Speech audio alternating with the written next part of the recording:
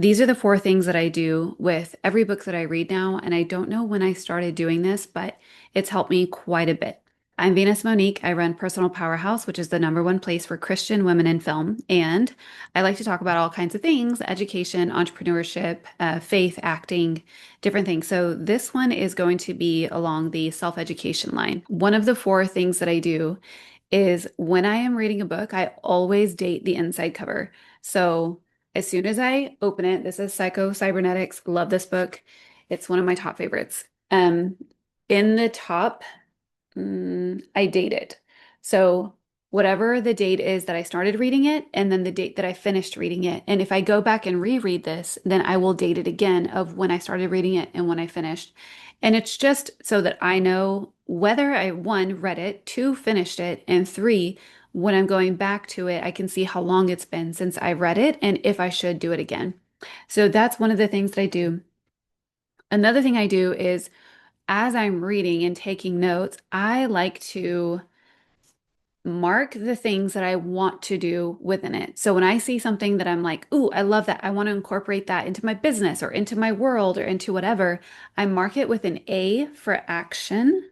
So like this one. Okay, so this is from a book called Spark: How to Lead Yourself and Others to Greater Success. And in here, you'll see I have an A for action because what I found is like, I'm like, oh, that's a great idea, a thing I should do in my own life. Let me go record that in my notes app, or let me go write that down in my notebook, or let me go whatever.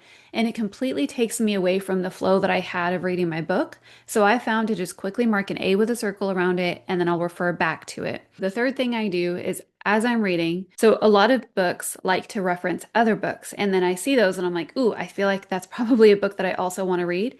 So then instead of the A, I do a B on the inside. You can see that.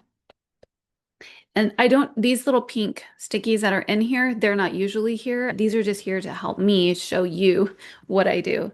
And then the other thing that I will do, and this is like probably the final thing I do, is I will dog ear a page. If it is a really good page, I dog ear it because I want that to stand out when I go back and flip through my books. So like this one, another one of my favorites. I love this book. It's Excellence Wins by Horst Schultz, and he is the co-founder of the Ritz-Carlton. I love it. I don't know how to show you this. If you can see the amount of dog-eared pages in here, like all the folded ones are dog-eared.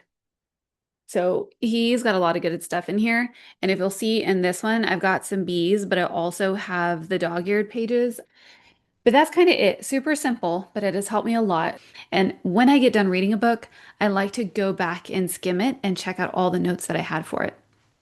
So the A with a circle around it, and then the B with a circle around it if it's a book I want to read. And then I dog ear really important pages so they stand out to me later. If you have things that you do when you read, please let me know because before this, I would have loved to have some sort of method helping me figure it out.